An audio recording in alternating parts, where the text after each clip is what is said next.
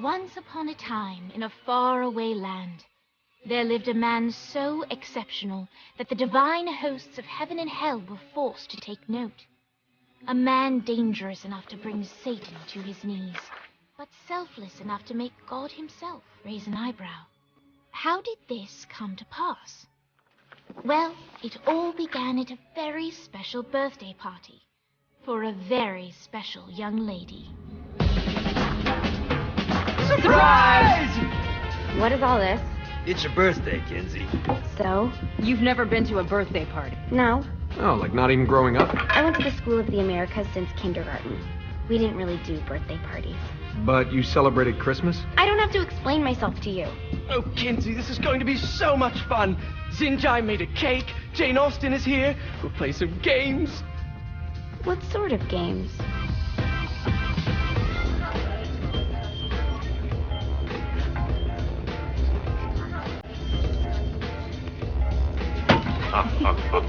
So you celebrate birthdays by trafficking with spirits? It's spooky and fun. It's a bunch of letters. It's tradition. Every slumber party has to involve a spirit board. Slumber party? How's it work? We ask it a question, and the spirit of the board will reveal the answer. How? Yeah, someone pushes the pointy thing to wherever they want. Wait. Can we go back to you and your slumber parties? No time. All right. Everyone put their hands on the cursor. Cursor. I feel the magic already. All right. Will the President/God Emperor for life ever choose a partner to reign alongside them? No.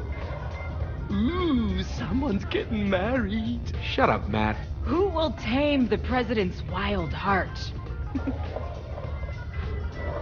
What are you guys trying to spell? I'm not moving it. That's the spirit, Kinzie. I'm serious. I'm not moving it either. Neither am I. Jezebel? Who the fuck is...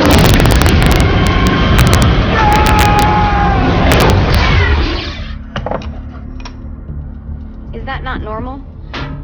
Where'd you get the board? I was going through Zignac's artifact collection and found it there. Who did it belong to? Alistair Crowley? Guys? I think it's laughing at us. Fuck this. I think you're a smart enough piece of wood to see where this is going. Now, you ready to cooperate? That's more like it. You think we can trust it? It's not like we got a lot of options. So what's the plan? We mount up and go in after the boss? No, I do. No sense in what's left of humanity walking right into a death trap. Someone's gotta live to tell the story. That's a stupid plan, Johnny. I'm leaving you in charge. Hell of a plan, Johnny. Are you serious? I'm coming too. Are you kidding me? How do you plan to come back? I try not to sweat the details. You need someone with you that does. No. It's my birthday. Fine. Alright then. You know where my friend is?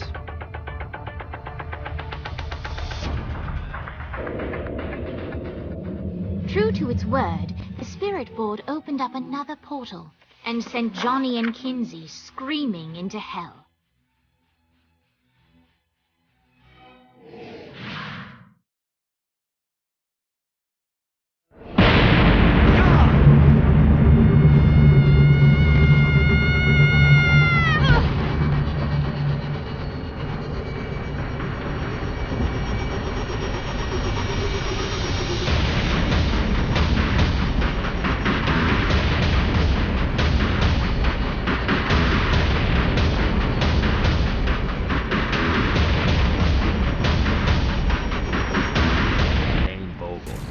Ultor's behind this, I know it. Ultor and the Saints haven't been enemies in years. You really think he's responsible? You don't know him like I do. The boss put him through a window for a reason. The reason was the boss was kind of fucking crazy back then. That's a fair point. Alright, now how are we gonna find the Ultor building? Biggest building down here, giant Ultor sign on it. I don't think this is a problem. I'll buy that.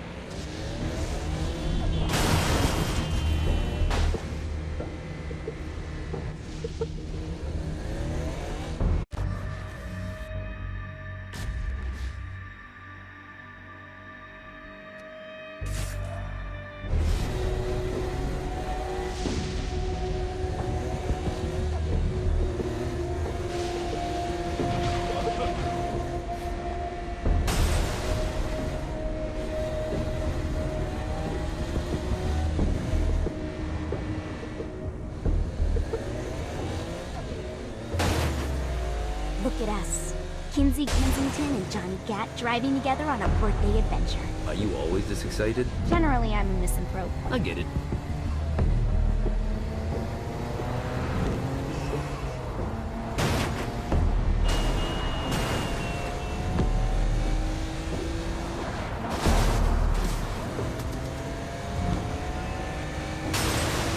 So this is hell. Not as bad as I thought. It kind of reminds me of Steelport.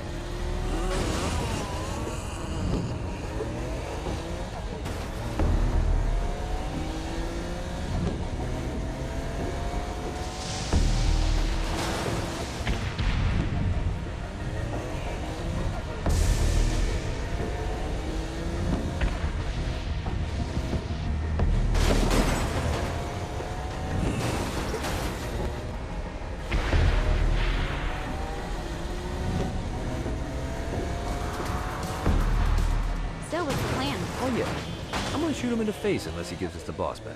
What if Dane doesn't have the boss? I'll probably still shoot him in the face.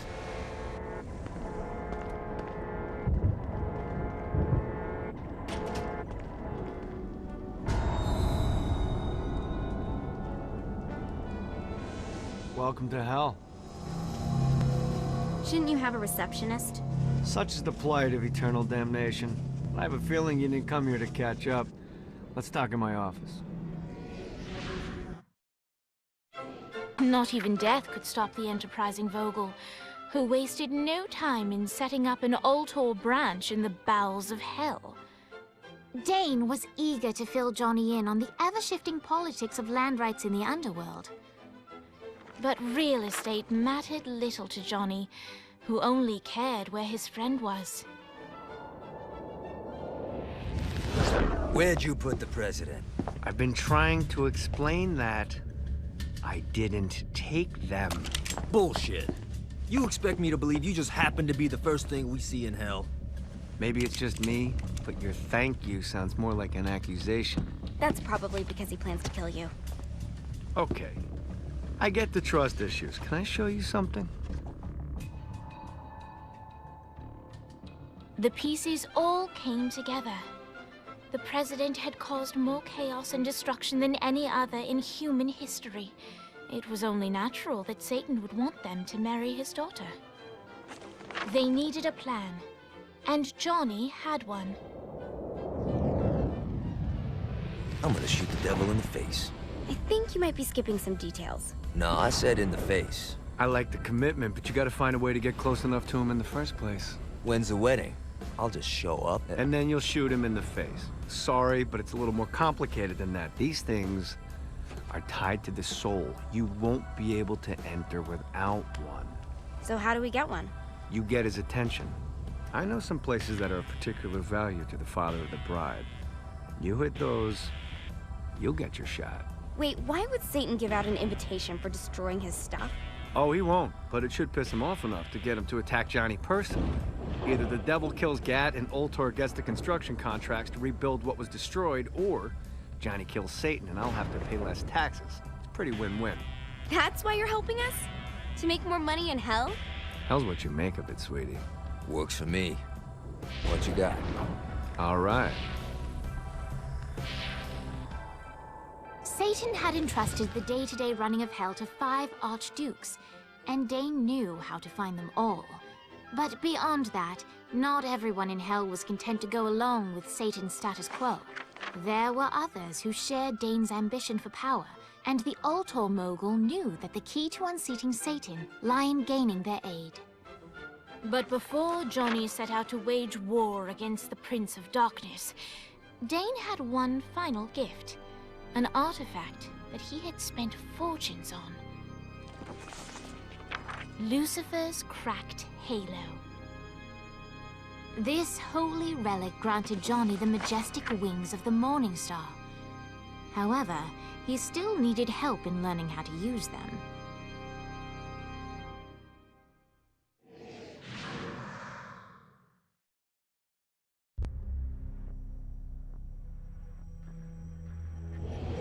Alright, you got me out in the sticks, now what? Would it kill you to show a little excitement? You're about to experience angelic flight, for Christ's sake. Dane. Someone needs a nap. Great. Now you should have just enough clusters to power up your halo.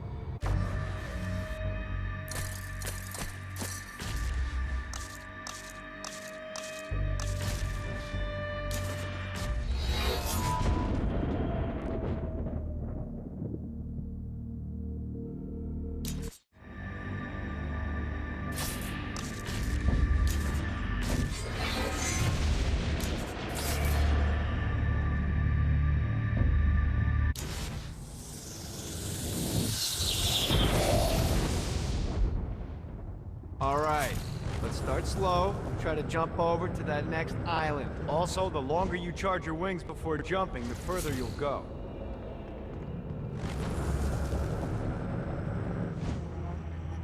Hey, you didn't fuck it up. Good job. Now get up that cliff. Don't worry, if something looks too high, just keep on jumping off the wall. Remember to charge your jumps if you want to get up the cliff faster. Now it's time to fly. You heard of crawling before walking? Well, in this case, you need to jump before you can fly. Launch yourself in the air with a jump, and then hold your wings out to glide to that next island. I put out some orbs to show you the path.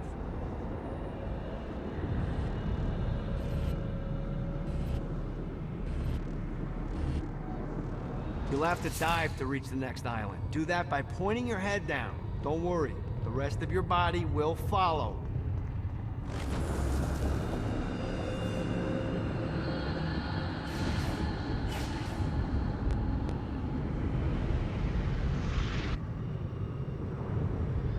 I put a shiny flap orb out in front of you. Collect the orb, and your wings will flap to gain speed.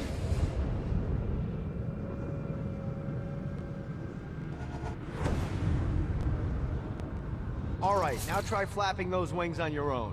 Do a flap on your way to the next island. God, this feels good. The exact opposite of diving is climbing. Climbing will slow you down and eventually cause you to stall. And trust me, stalling sucks. You can flap while gliding to gain additional speed. So the faster you're going, the higher you can fly. Now try to reach the island up there. Alright, time to take the training wheels off for the final lesson. Flying takes stamina. If you run out in midair, you are going to drop like a rock. A stupid stamina. Let's get you back to the Ultor building. I want to run through all the stuff you can do to hurt Satan. Sure thing. See you soon. Here's the deal. If you want some FaceTime with Satan, you need to get his attention. Now, Satan hates being challenged, so anything you do to undermine his control is good. Fraud, mayhem, shooting demons in the face, anything. You can keep track of Satan's wrath with this handy meter. Get it high enough and you'll be having drinks with Big Red in no time. I've compiled a list of shit to do, so take a look and do whatever sounds fun. Oh, one more thing. We have some potential allies down here. Trust me, you want to impress them.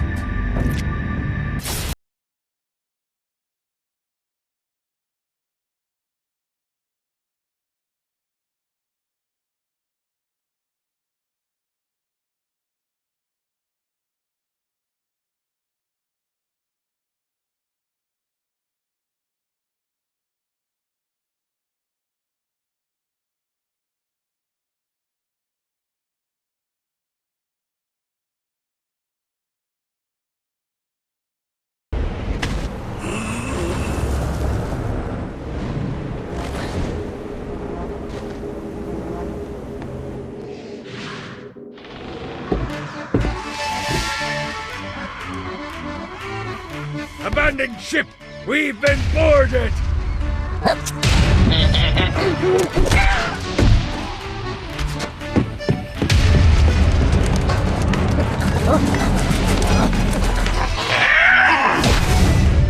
Get these damn things off my ship!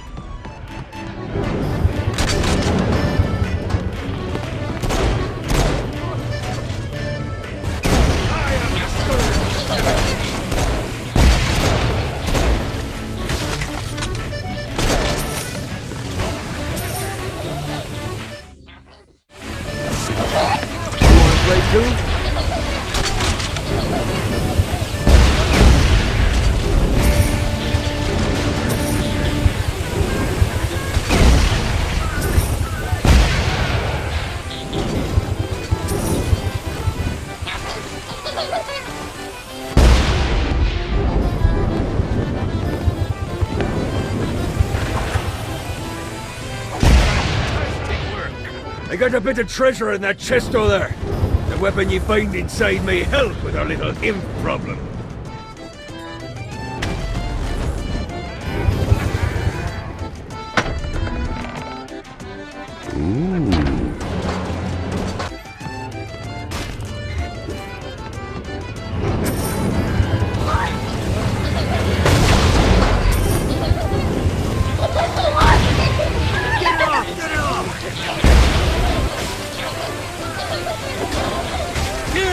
Winning isn't important.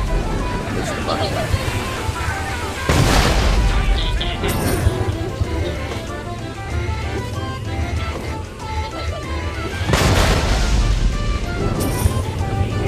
I hope there's not something ridiculous like 100 of these to find.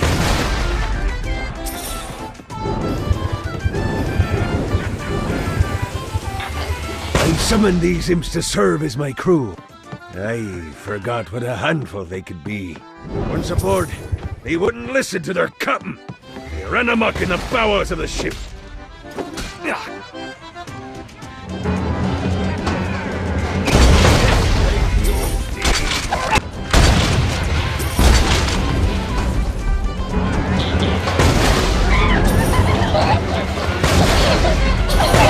Good God, they're swarming me!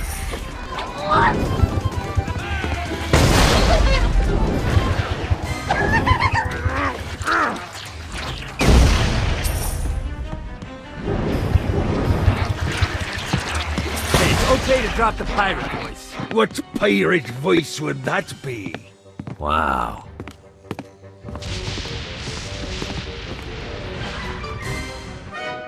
Zinyak's destruction of Earth had a profound impact on the afterlife. To heaven, it was a logistical nightmare.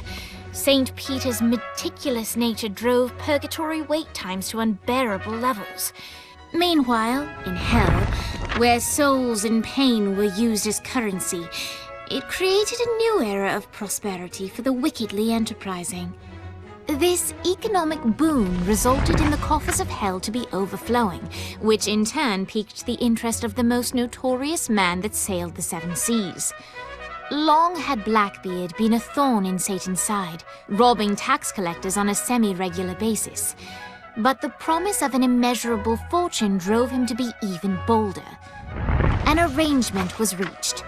Blackbeard would provide information on strategic targets in exchange for a share of the profit. Johnny, who was interested in murder, not money, happily agreed.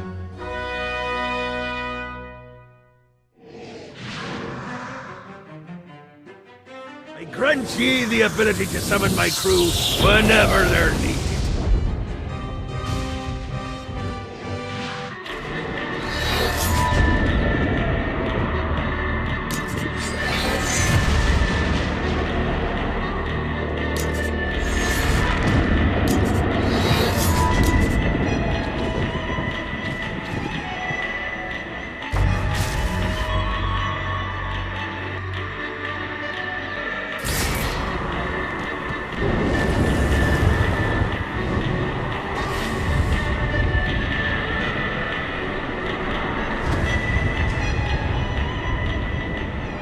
I raided a Centerpol office and found information on where the president is being kept. Evidently, they've been trapped in some sort of soul crystal inside Satan's palace. Breaking in is an impossibility. Your bet...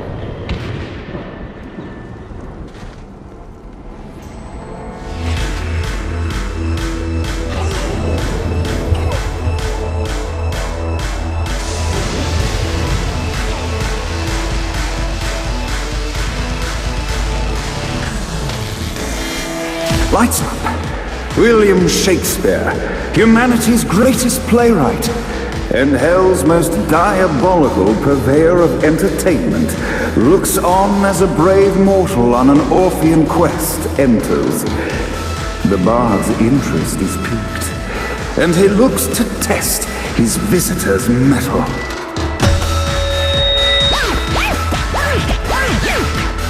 The masked tragedies were used to enemies cowering as they approached, but soon they realized that they faced a foe with courage and nobility, traits uncommon in the fire perdition.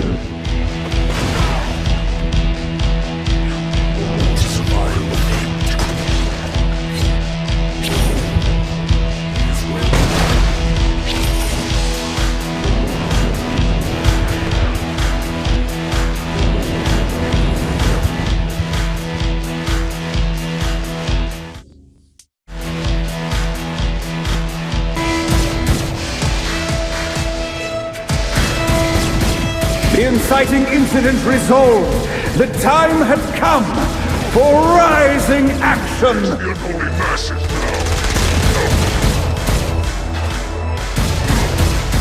The battle raged on below, and as bullets and blood flew, the bard arched a curious eyebrow. Could this mortal be the exact thing that Shakespeare needed?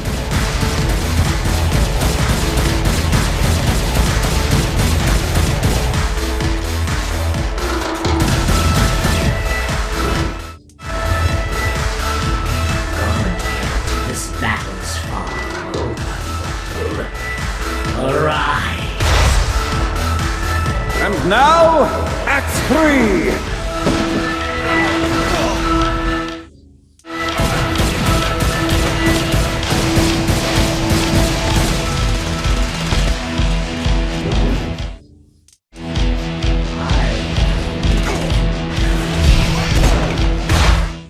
You think I'm scared of you?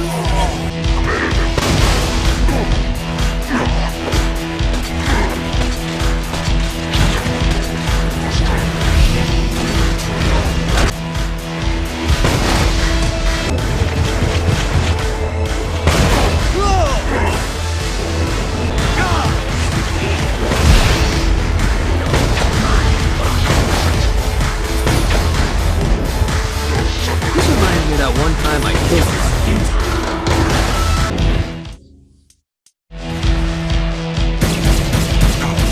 The conflict resolved. Shakespeare eagerly awaited meeting the champion that dispatched so many of his men.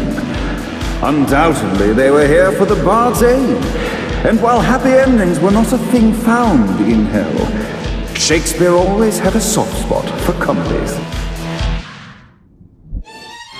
In the land of the living, William Shakespeare is regarded as one of the most prolific playwrights of all time. However, to the denizens of hell, the bard is seen in a far different light. After selling his soul for fame and adoration, Shakespeare served in hell as Satan's spy master general. In doing his duty, Shakespeare would punish the souls he was investigating by forcing them to perform in grotesque passion plays for Satan's amusement. But in a Twelfth Night-esque twist, Shakespeare found himself living a double life. While he projected an image of cruelty, his heart was as soft as Jezebel's. In secret, he would tutor her on the classics and act out the works of his mortal days.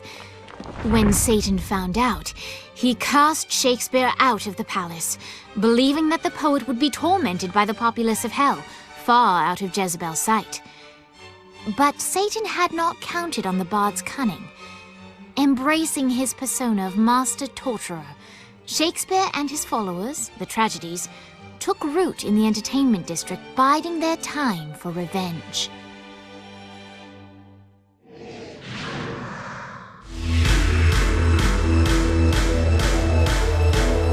And so Shakespeare called forth the Deus Ex Machina to bestow our protagonist with the arcane power of Horse-Stomp.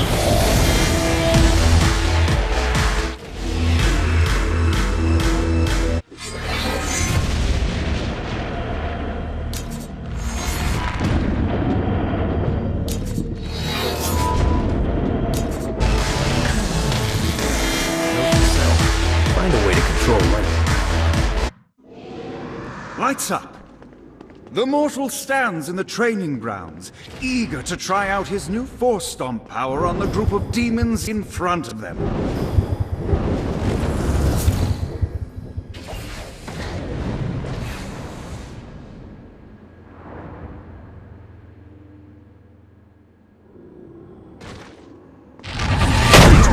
Scene 2, in which our protagonist kills more. Act 2, in which our protagonist is greeted by foul imps. 3,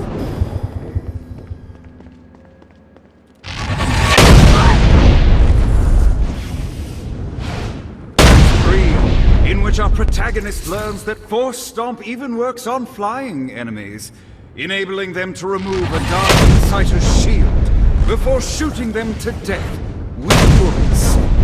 There is also a mistaken identity, and the day is won, and the curtain closes on our noble hero.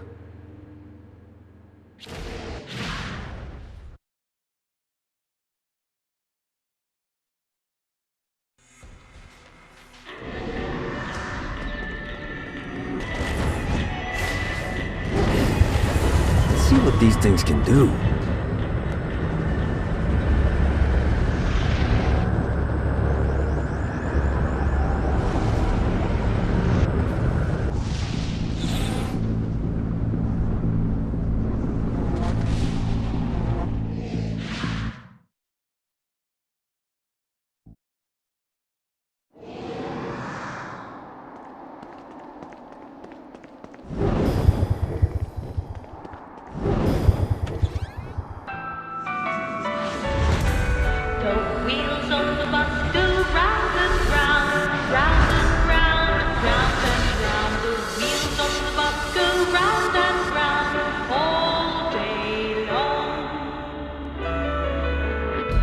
The horn on the bus goes beep, beep, beep, beep, beep, beep, beep, beep, beep.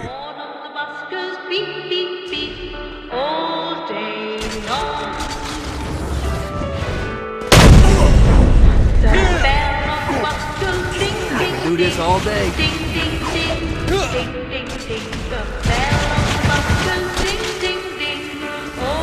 What, if they wanted to torture you, why'd they use the short version of it?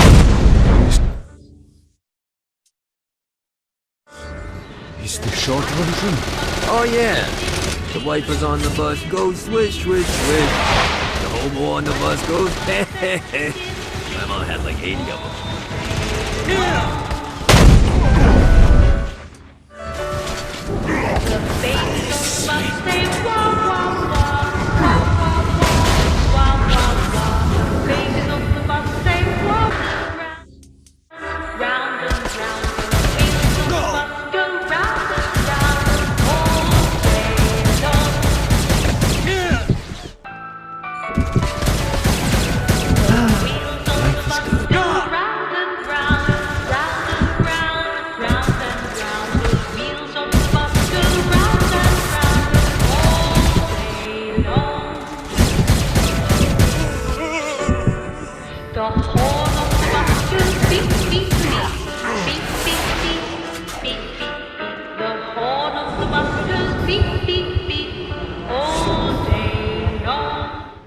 Come, let us return to my castle, so we may plot our next steps in proper surrounds.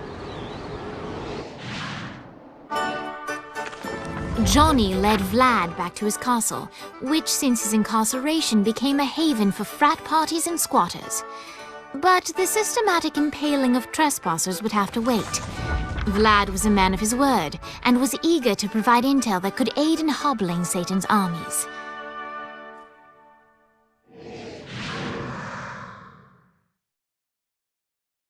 I bestow upon you the Stygian cold fire.